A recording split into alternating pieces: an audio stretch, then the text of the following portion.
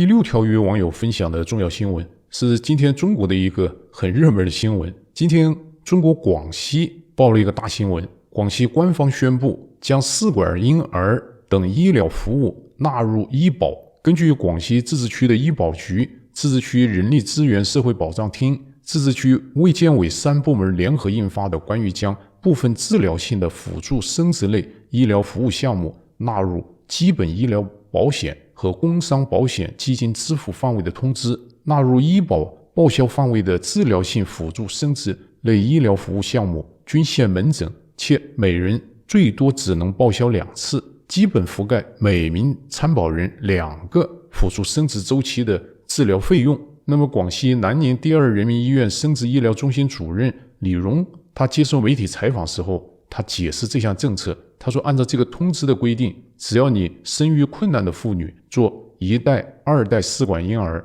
根据险种不同，可以报销幅度在4000至1万多元不等。这个消息还是非常劲爆的，这也在中国呢是第一家，就第一个省份将这种试管婴儿纳入医保。那么这个对于中国社会比较焦虑的人口下降、出生率下降，这个是一个很劲爆的措施。那么相信呢，一定会有其他的省份会跟进的。那么这个新闻之所以让各界感到很震惊，就这种试管婴儿在全世界各国家来讲，它都是属于费用比较高的这种医疗项目。那么广西也是一个比较困难的一个省份，财政能够做出这样一种决定，也体现了中共对人口的问题呢特别重视，决心也特别大。但是就是不知道中国这些年轻人呢生育的意愿能否改变，因为这个嘛，他就是你有些人能生他不愿意生，这些呢主要是面对那个可能是想生生不出来的人。但这个举措呢在全世界来讲都还是非常罕见的，这对于部分网友来讲呢可能的确也是一个好消息。第7条与网友分享的重要新闻是今天中国新华社报道当中透露出来，何立峰接任了中共中央财办主任。因为中共对于财办主任这样一些事务性机构的任职呢，他并没有一个正式的发布渠道，因为他也不需要经过人大的任命。那么刘鹤在两会之后卸任总理之后，仍然参加接待美国财政部长耶伦，还参加一些外事活动。那么刘鹤退休了，怎么还能够参加外事活动呢？也是通过新华社的报道，在刘鹤的身份上加注了中共中央财办主任这个头衔。那外界理解刘鹤并没有完全退休，因为他还有一个中央财办主任的这样一个职务。那么今天新华社在报道何立峰会见法国总统外交政策顾问博纳的时候呢，就把何立峰的头衔呢安上了一个中央财办主任，那么也就变相的向中国舆论呢、中国社会宣布刘鹤完全退休了，就刘鹤最后一个职务交给何立峰了。那么对于这个新闻 LT 呢只想做一个方面的评论，在刘鹤之前，中央财办主任是一个虚职，但是由于刘鹤是习近平的心腹，那么中央财办主任呢就变成了一个实职，而且这个财办呢，它控制了国务院系统的财政金融的决策权，但是这个机构呢又是设在中共中央而不是在国务院，所以这个机构呢也成为习近平直接领导的一个机构。那么也就是中国的这样一种财权，具体的管理的财权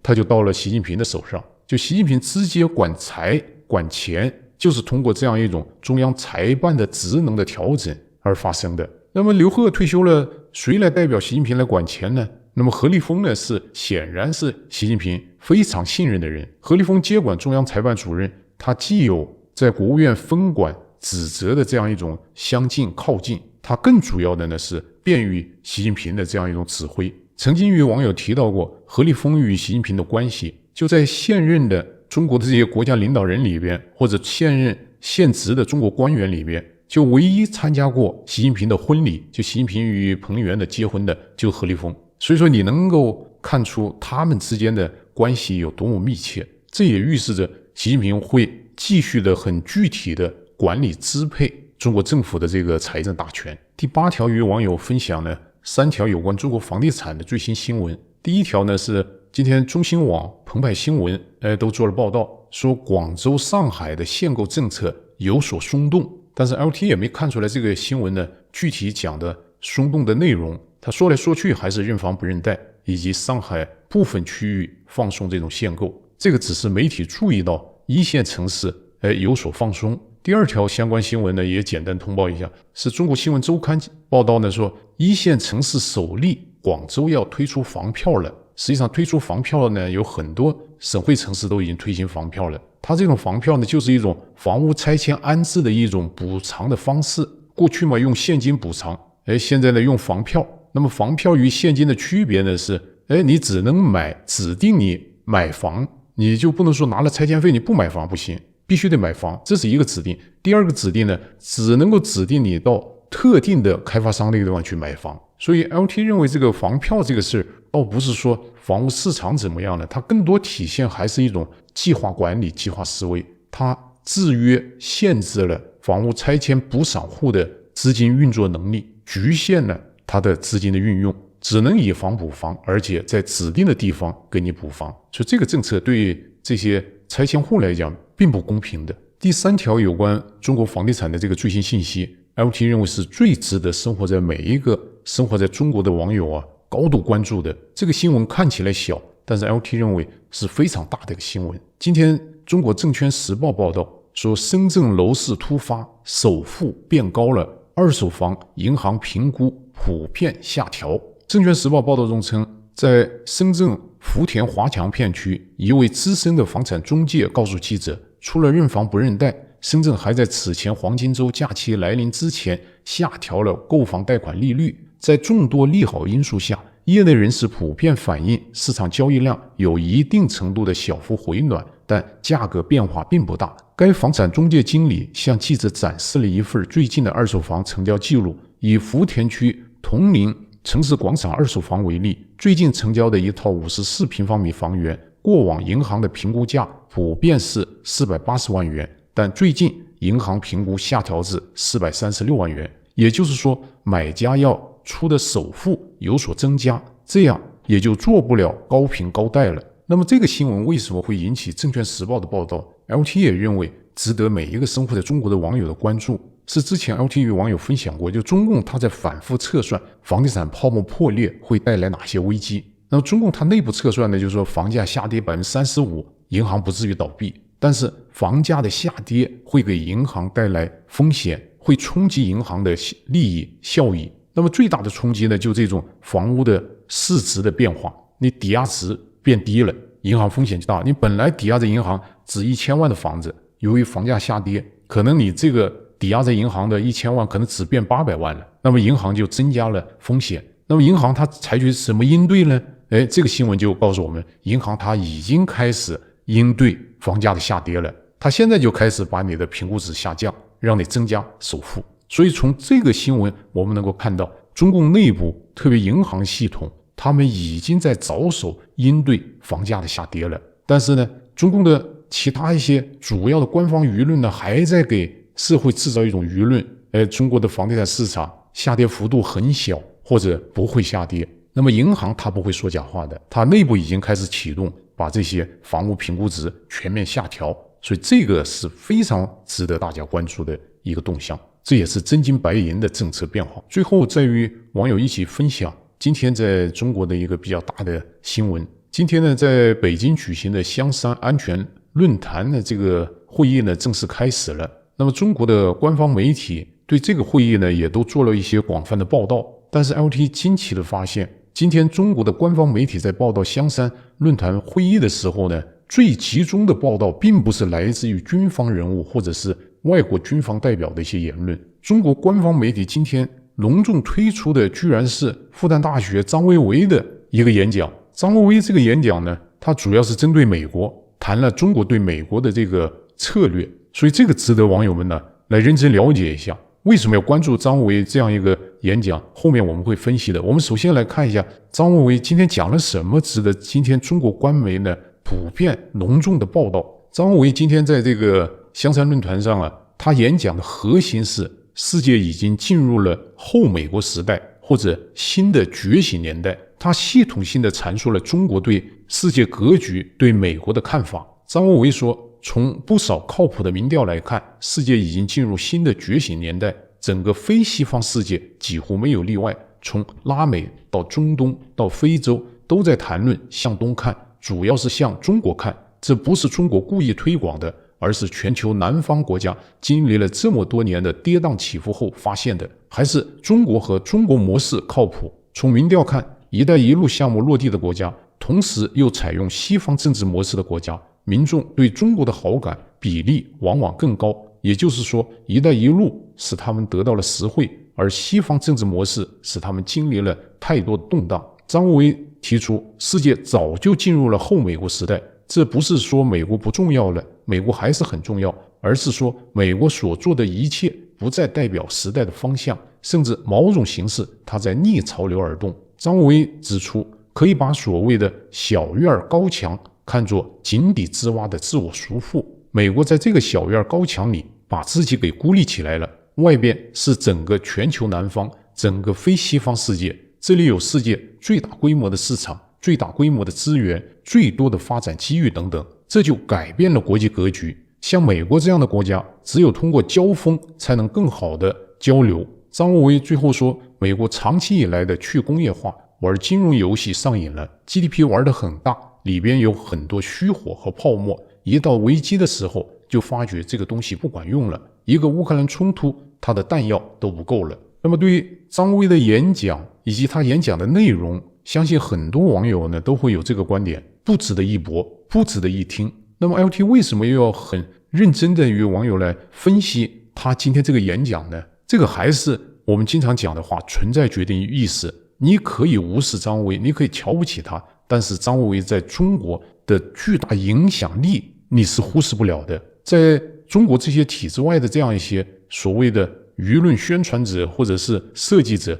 很少有被官方认可的，但是张维是很少被习近平亲自认可认准的这样一种所谓的中共的思想大师，或者叫国师。习近平在2021年的6月把张维为请进了中南海，让张维为给中共的政治局委员们上课。那张维讲课的内容是什么呢？他就是讲应该怎么看中国，怎么看中国在世界的地位，传播中国好声音。那么从张维讲的这些内容来讲呢，他都是习近平希望中共政治局委员们能够接受的。因为张维演讲的核心实际上就是习近平最感兴趣的一些观点，比如说东升西降，比如说中国的世纪来了。所以我们了解张维不是因为他这个人多么重要，是因为习近平把他看得太重。你像司马南什么金融灿那些人呢，还达不到像张维对习近平影响这么大。所以我们要了解习近平，要了解中国共产党的一些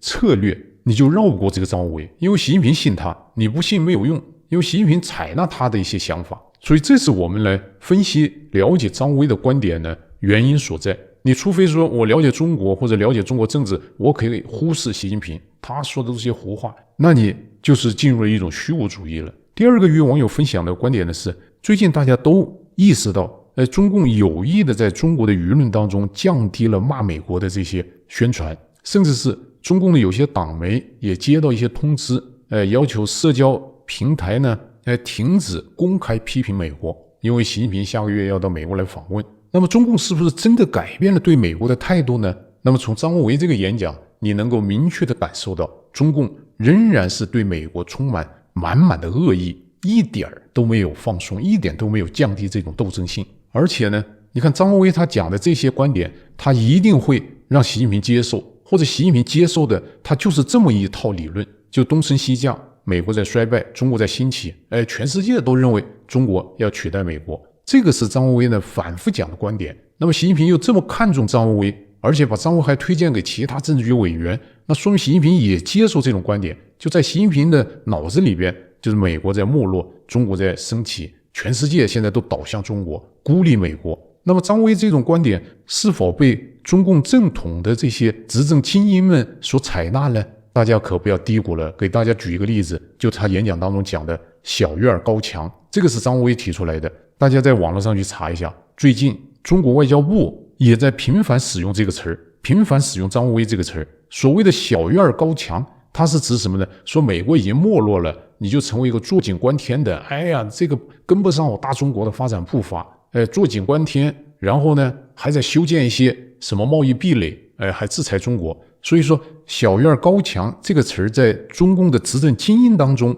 广泛接受，你能够体现出来张维为，你看他对习近平的执政团队的影响力有多么大。今天前中国驻美国大使崔天凯也参加了这个香山峰会，他也在讲小院高墙。所以说你看习近平呢这么认可张维为，张维为的这个思想啊，他从过去对宣传舆论系统扩展到这个外交系统，所以说我们不能不重视张维为的这些观点，他对习近平的影响超出我们普遍的一些想象。第三个方面与网友分享的观点，就张维为给习近平灌输，当然习近平也接受其他人的一些观点，更多的是习近平他自己的观点。那么习近平他究竟有什么样的一些国际观呢？就从习近平的言论我们来分析，实际上习近平呢，他受这些人影响，包括他自己的体验，他就非常强调斗争。就习近平认为不斗争就是个死，所以一定要斗争，要跟美国要跟西方斗到底，而且斗争的结果呢是海阔天空。你看张维给他介绍美好蓝图，这种斗争呢是把美国越斗越小，这种斗争呢是全世界把美国孤立起来了，所以这个让习近平呢吃了一份麻醉药，让他看到这种斗争的这种快感。所以今天中共对外的一些策略就有些网友感觉很无厘头、很幼稚、很草率，包括战狼每天那样骂，但是华春莹那些人呢，那都是人精。他们为什么做出那样一副泼妇德行来呢？因为他要投其所好，因为他们比我们更近距离的了解习近平。习近平他就是这样看的，他就是觉得要斗，而且不斗就是死，斗争以后就海阔天空，而且越斗越赢。所以张维为他们这些人事实上也改变了习近平。今天习近平成为今天这个样子，除了他自己的一贯的那样一种思维惯性之外，与张维这些人的教唆是分不开的。第四想与网友分享的观点，就张维他对中国国家政策的干预，他不仅是给习近平他们上课，不仅影响中国的这个执政者，他也承担起对中国社会舆论的教育和引导。这一点也是习近平看重张维的重要方面。你看张维他一手鼓动执政者、当权者斗争，中国是最伟大，中国取代美国。他另外一方面呢，你看他讲的比较多的是他给中国的民众，特别是年轻人制造麻醉药。他的核心观点呢，他就并没有去鼓动小粉红年轻人去斗争，他是每天都在讲述中国的年轻人，你们要感到幸福。那么最近就遇到中国的年轻人失业率不断的创新高，创历史记录。怎么来解释安抚这些年轻人呢？最近张维又提出一套理论，而且呢在中国的这个年轻人当中呢引起了很大的反响，说中国人呢不要焦虑，你失业了你都有钱，而且呢这个官方这个数据人均收入这个漏桶了，少算了一大块，而且这一大块呢只有中国人有，世界上其他国家人没有这一块。哪一块呢？他说在我们每个人的资产、家庭资产、我们的收入当中，有一大块我们没有算，没有统计，就是全民所有制的这些企业以及企业的利益，我们都在账面上还没有分呢。所以如果把这一块一分进来，分摊给中国银行工商银行这些资产呢，中石油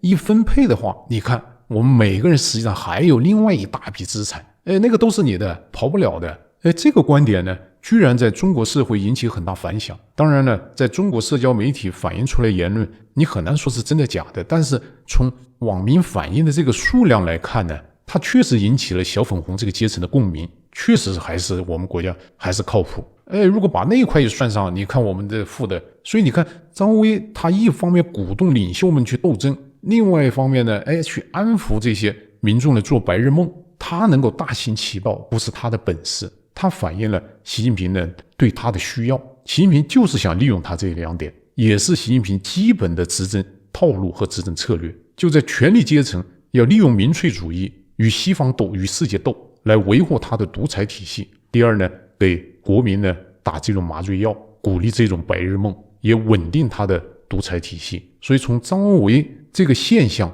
本身所反映的实质，还是习近平的执政基本策略。以上是今天与网友分享的内容，谢谢大家收看。